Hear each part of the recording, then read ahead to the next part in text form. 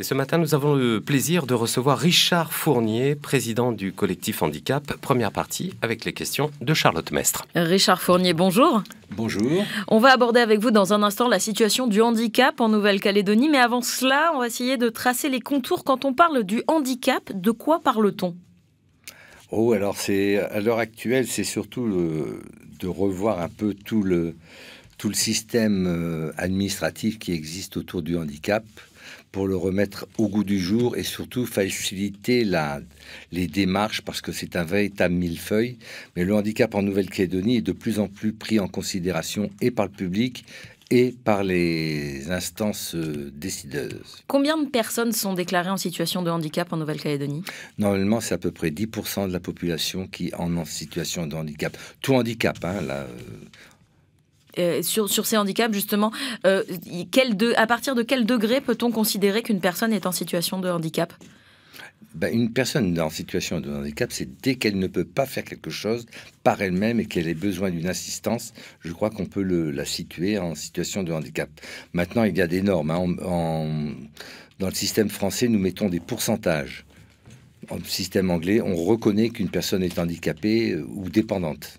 Alors, vous parliez de faciliter les démarches administratives. Où en est-on sur ce sujet ? Eh bien, mes prédécesseurs et moi-même, nous avons continué à demander un schéma directeur du handicap, justement pour que ce millefeuille soit très simple. On veut un guichet unique. À l'heure actuelle, avec le membre du gouvernement chargé du handicap et la création du GIP HD BV, alors handicap, dépendance et bien vieillir, puisque ça coiffe tous ces trois systèmes, nous sommes en train de travailler pour justement ce qu'on appelle le toilettage des lois. Ce qu'on voudrait aussi, c'est qu'il y ait un guichet unique, que le Conseil du handicap et de la dépendance, qui a normalement une session plénière qui n'existe plus, pour ainsi dire, puisqu'on a eu cette année même pas une seule réunion du Conseil du handicap et de la dépendance plénière. Après, nous avons ce qu'on appelle des prestations sociales. Après, c'est le fonds d'insertion professionnelle.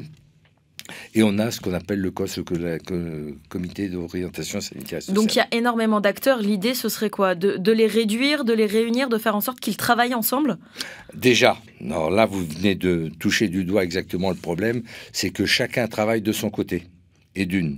Et puis alors, si vous voulez, la Calédonie, ce sont des communes, des provinces, le territoire. Et le territoire, c'est le gouvernement et le Congrès. Donc dès que vous voulez quelque chose, il y a des gens qui ont des compétences. À des moments, vous avez en même temps la commune, la province ou le territoire qui ont les mêmes compétences. Imaginez une personne en situation de handicap ou une famille qui a une personne en situation de handicap, le parcours du combattant qu'elle est obligé de faire. Et comment expliquez-vous que cette situation perdure encore aujourd'hui ?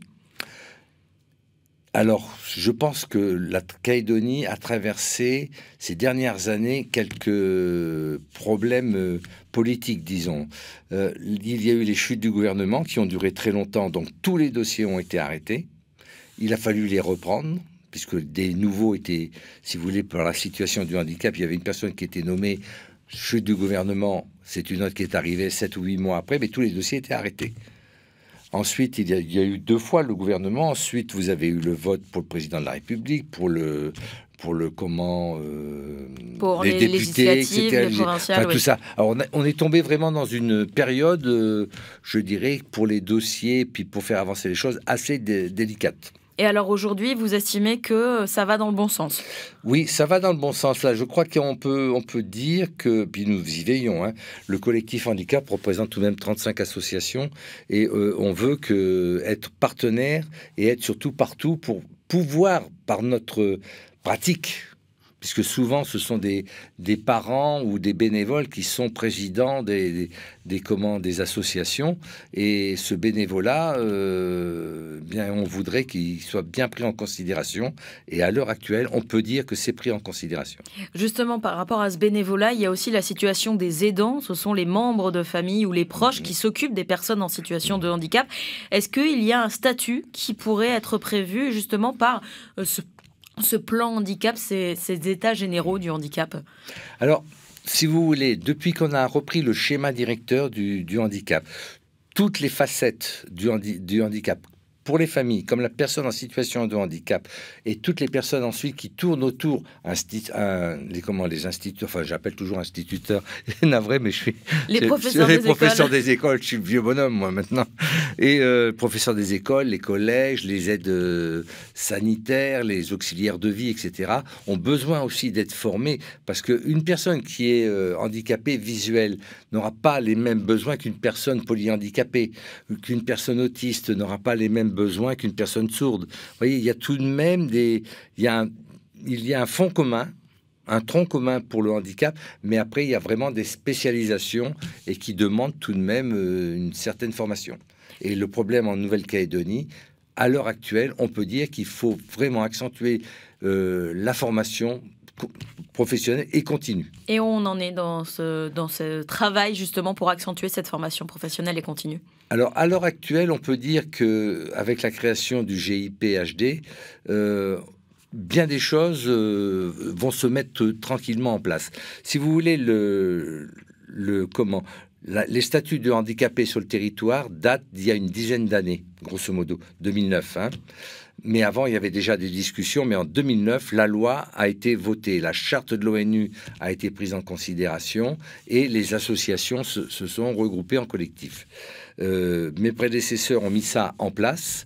Et au bout de 10 ans, 11 ans même, on arrive à, si vous voulez, un moment de notre histoire où il faut s'arrêter, voir tout ce qui va et tout ce qui ne va pas. Et surtout, nous nous sommes rendus compte, formation professionnelle, formation des aidants, le schéma directeur à mettre, surtout ce millefeuille, le réduire au maximum pour faciliter toutes les démarches. Quand vous avez une personne qui vient, par exemple, pour une demande de reconnaissance de handicap, il faut voir son médecin référent, il faut voir un spécialiste, il faut que ça passe à la commission de reconnaissance du handicap et de la dépendance pour les adultes.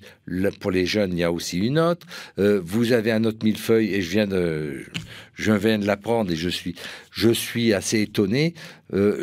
Passé 60 ans, on n'est plus handicapé, on est dépendant. Voilà. Alors moi, voilà. Et comment on explique ça? Parce que ce sont des vieux textes. La dernière commission, alors je me souviendrai plus quelle commission c'était, mais je crois que c'était avec le membre du gouvernement. On a appris, je crois que c'était la commission d'orientation sanitaire et sociale, on a appris qu'il y avait des lois encore qui avaient 57 ans. Oui, il serait temps de... il serait peut-être temps, et je pense que là, le combat qu'on veut mener, et le membre du gouvernement, M. Gigès, en est conscient, il faut qu'on toilette tout ça. Vous savez, c'est plus du tout la même vie qu'il y a 57 ans, c'est plus du tout la même réalité, et puis 57 ans, je crois qu'il faut qu'on se penche sur tous ces textes, qu'on harmonise ça, qu'on réactualise. Mais c'est en bonne voie, je pense. Vous parliez de passer 60 ans, on n'est plus handicapé, on devient dépendant. Oui. Qu'est-ce que, au regard des institutions, en tout cas, qu'est-ce que ça change, cette prise en charge entre handicapé et dépendant? Écoutez... Au-delà du côté moral de savoir qu'on est dépendant passé 60 ans. Je vais dire très, très sincèrement, je ne vois pas à quoi ça sert, ce bol gérontologie qui nous met dépendants maintenant. J'étais handicapé, je suis handicapé. Pardon, excusez-moi, on reste handicapé. J'ai renversé quelque chose, je crois. Excusez-moi, je suis vraiment... alors, aux auditeurs, je viens de renverser mon café sur la table. Voilà. Je suis un vilain garçon. On s'arrange et on fait ce qu'on peut. Parmi les priorités, on l'a compris, il y a ce millefeuille administratif, il y a cette formation. Est-ce qu'il y a d'autres priorités, selon vous, pour justement la prise en charge des handicaps? Alors, les handicapés, à l'heure actuelle, si vous voulez, il y a deux sortes de handicapés. Vous avez le handicapé qui est non-travailleur et qui touchera une allocation de 90 000 francs. Je fais au plus simple. Et vous avez les handicapés reconnus travailleurs qui touchent 50 000 francs. Voilà, cette aide. Ce qu'on voudrait, c'est qu'il y ait une évolution dans les primes, parce que bon, effectivement, ils ont des primes pour, enfin pas des primes, mais des prix pour le logement. Ils ont des aides, oui. Des aides à droite, à gauche, alors, communales, provinciales, territoriales. Enfin, vous voyez tout ça. Je reparle du millefeuille là encore une fois de plus. Il y a beaucoup de choses qui se mettent en route. Alors, à l'heure actuelle, ce que j'aimerais, c'est que toutes les personnes en situation de handicap soient considérées comme des personnes tout à fait normales et qui ont la possibilité, si on vraiment on met vraiment les moyens pour ces personnes de se remettre dans le tissu social. Je suis président du comité Valentin Oui aussi pour les aveugles et les malvoyants. On a réussi à en mettre 25 en appartement, mais ça a demandé une formation de base pour ces gens. On a réussi à en mettre 4 en situation de travailleurs, et il y en a même une, et c'est Maryse, notre masseuse, que vous avez certainement dû interviewer. Elle a été reçue par Anne-Claire Lévesque. Voilà, eh bien c'est une belle réussite, et puis ça motive on arrive grâce aux associations à faire cela. Les administratifs gèrent des dossiers, gèrent des textes, etc. Mais c'est tout, quoi. Richard Fournier, président du collectif Handicap. On continue à parler de la situation du handicap en Nouvelle-Calédonie dans la deuxième partie de l'émission. Merci beaucoup, monsieur, et à tout à l'heure, 7h06 donc pour faire... Et nous recevons ce matin le président du collectif Handicap, Richard Fournier. Deuxième partie avec vos questions. Le standard est ouvert. Nous vous attendons au 258-258. Charlotte Mestre. Richard Fournier, on vient de le dire, vous êtes le président du collectif Handicap. Quel est le rôle de ce collectif ? Alors, le rôle du collectif est de défendre les intérêts de toutes les associations auprès des instances dirigeantes du territoire, et si besoin est, de les aider aussi, d'aider toutes les associations qui en ont besoin pour, si vous voulez, tout le chemin administratif, et faire évoluer, je vous disais, les textes, faire évoluer le handicap, la prise en charge du handicap sur la Nouvelle-Calédonie en général. Et comment ça se passe ? Quel est votre travail ? Alors, le travail au collectif Handicap, nous avons une chargée de mission et une secrétaire générale à l'heure actuelle, une stagiaire aussi, et ces personnes reçoivent à l'avenue du Général de Gaulle, en face d'Air France, du reste. C'est le siège du bureau du collectif dans la maison des associations qui a été ouverte cette année, du reste, par la mairie de Nouméa, et que la mairie met à notre disposition de façon gracieuse. Donc, toutes les personnes qui ont besoin de renseignements, qui ont besoin aussi de formation, parce que le collectif Handicap fait de la formation aussi en général. Alors là, c'est aussi sur Handinet là, que nous sommes en train de relancer, que nous avons récupéré du reste cette plateforme, et qui peut permettre aux personnes aussi handicapées, quel que soit leur handicap, de peut-être éventuellement travailler, être son propre patron, ou alors formé au numérique. Il est 7h10, on part au standard. Cathy a composé notre numéro de téléphone. Bonjour Cathy. Bonjour. Soyez la bienvenue. On écoute votre question, votre commentaire. Eh bien, à mon avis, la problématique, si vous voulez, politique, c'est que il n'y a pas de handicapés au niveau des institutions, quelles qu'elles soient, même si elles sont très nombreuses. Et donc, est-ce que vous ne pensez pas qu'il serait possible de demander une parité? Il y a la parité homme-femme qui est en train de s'installer. Pourquoi pas une parité aussi avec les handicapés? Merci Cathy pour votre question. Richard Fournier qui vous écoute vous répond. La parité. La parité, alors pour les personnes en situation de handicap, il y a tout de même dans la commune de Nouméa, commune de Dimbéa, ils ont des personnes en situation de handicap, à mobilité réduite entre parenthèses. Il y a aussi certaines administrations qui ont des personnes en situation de handicap. Il y a ce qu'on appelle le fonds d'insertion professionnelle. Toute société qui a plus de 20 salariés paye 2,5% de son produit pour... Voilà. Mais pour aller dans le sens de Cathy, est-ce que, selon vous, une loi pour développer la visibilité des personnes en situation de handicap dans les institutions serait souhaitable ? Elle existe déjà, puisqu'il faut qu'il y ait absolument des gens qui travaillent dans toutes les administrations, dans toutes les structures. Mais au niveau des élus, pour que des personnes en situation de handicap soient sur les listes, comme c'est le cas, elle le disait, pour la parité homme-femme. Ah, là, ça, c'est autre chose. Là, c'est très difficile. Alors, j'ai beaucoup de mal à répondre à cette question, parce que, d'abord, la question est très, très bonne. Effectivement, c'est une façon de considérer que les personnes en situation de handicap sont capables de faire tous les métiers du monde. Je vais vous donner un exemple. Je crois que c'est à Strasbourg ou à Mulhouse. La greffière du tribunal est une personne aveugle.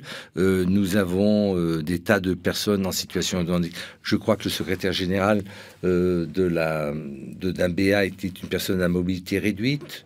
Je ne sais peut-être pas son secrétaire général, mais dans le conseil d'administration, il y en a de la cité d'un BA, il y a quelqu'un. À la mairie de Nouméa, il y a aussi notre Pierre Fairbank. Et vous pourriez vous lancer en politique, justement, pour défendre les dossiers sur les handicapés ?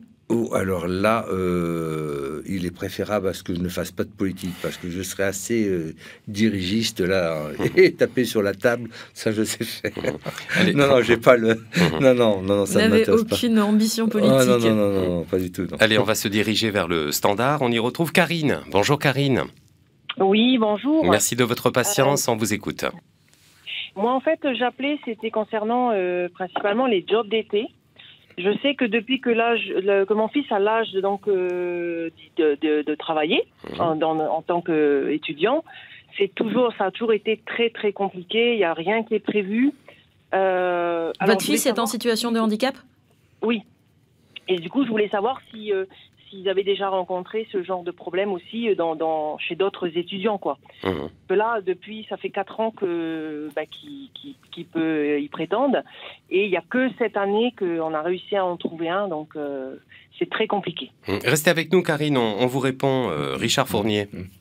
Bien, écoutez, merci. Alors, merci beaucoup, parce que effectivement, à l'heure actuelle, nous nous battons aussi pour que tous les loisirs et tous les postes d'étudiants, etc., les jeunes personnes en situation de handicap peuvent participer à ce genre d'événement. Et donc là, si vous me permettez, essayez de nous contacter au collectif et nous vous aiderons. Parce que c'est notre rôle, nous vous aiderons. Alors, je peux vous dire que c'est avenue du Général de Gaulle, en face d'Air France. Et le 24 0301, c'est notre numéro de téléphone, 24 0301.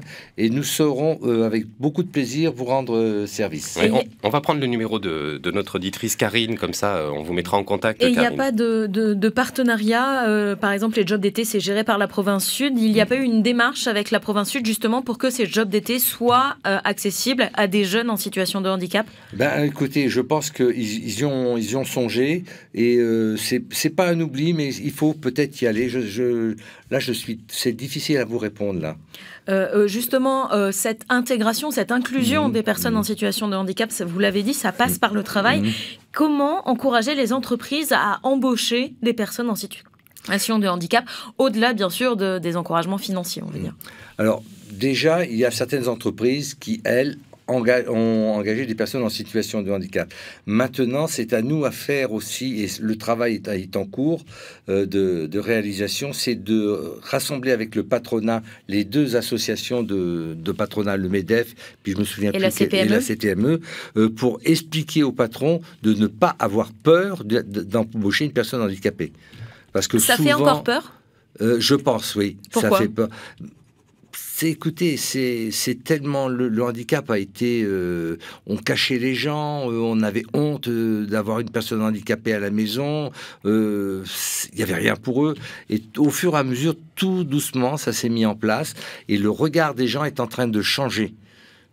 Vraiment de changer. Moi, je peux vous raconter une anecdote? Oui, je vous en prie. Eh bien, je me trouvais au rond-point, et je remercie cette personne du reste. J'étais au rond-point de Magenta je traversais, j'ai mis ma canne, puisque j'ai une canne blanche, et j'ai mis ma canne sur le passage protégé pour piétons. Un automobiliste s'est arrêté, il est sorti de sa voiture et il m'a fait traverser toute la route. Et personne n'a klaxonné, personne. Et là, vous voyez, ce qui montre qu'il y a des gens qui, tout de même, prennent en considération les difficultés qu'on peut rencontrer, nous, dans la vie commune. Donc, j'en reviens à cette dame. Les choses évoluent tout doucement, mais il faut faire. Et puis, il y a aussi une chose qui est très importante, c'est que souvent, les personnes en situation de handicap n'ont pas de formation, ou très peu. Est-ce que l'école a vraiment fait son travail d'inclusion, etc. C'est en cours, c'est en cours. À l'heure actuelle, on peut dire que c'est en cours. On va faire un dernier tour au standard avec Thierry qui nous rejoint. Bonjour Thierry. Oui, bonjour. On vous écoute. Oui, bonjour, monsieur Fournier. Voilà, moi, je suis président d'association. Je suis handicapé. J'ai 67%. Je touche juste 50 000 francs. De ce côté-là que je travaille en tant qu'association et j'ai pas d'aide. Hein. J'ai fait les demandes tout à droite à gauche. Il y a pas. J'ai pas de logement social aussi parce que voilà, mon taux de handicap, il fait pas que j'ai le plafond pour aller bénéficier du fonds social de l'habitat et tout. J'ai pas de logement depuis 5 ans que je suis handicapé. J'ai pas de logement social. C'est incroyable. Hein. Voilà, c'est un peu tout ça. Quoi. Voilà, je vous demande ce que vous pouvez faire quelque chose là. Puis en plus de ça, le minimum handicap, il est obsolète. Hein. Normalement, il faut le lever jusqu'à 90. Le minimum, 90 000, et puis tout ce que le plein tarif à 150 000. Voilà, ce que je demande que vous fassiez, vous, monsieur Fournier, parce que ça, vous travaillez un peu, ouais. Vous fassiez ça, là, le tuyau au bavé, là. Merci, monsieur. Merci Thierry. Bonne journée. Merci d'avoir appelé Richard Fournier. Richard Fournier. Alors, merci de votre question. Merci parce que nous faisons une proposition à l'heure actuelle, c'est qu'une personne en situation de handicap devrait toucher le SMIG. Qu'elle le travaille ou pas. Qu'elle le travaille ou pas. Et si cette personne se met à travailler, l'argent qu'elle va gagner sera déduite de la somme du SMIC, mais pour toujours avoir la somme du SMIC. J'espère que vous comprenez. Hein, si vous touchez 40 000 francs, eh bien, on vous donnera pour arriver jusqu'à, je crois que c'est 138 000, hein, le SMIC à l'heure actuelle. Ça, c'est une chose que nous faisons à l'heure actuelle, une proposition. Maintenant, pour tout ce qui est les aides pour le logement, à l'heure actuelle, avec la SIC, avec le FSH, il y a des aides qui sont données pour le logement.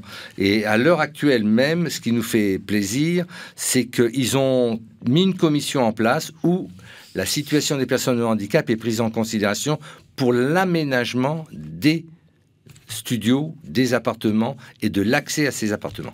Richard Fournier, une dernière question rapidement. Le 1er décembre, le Centre culturel Chibaou accueille la Journée internationale du handicap.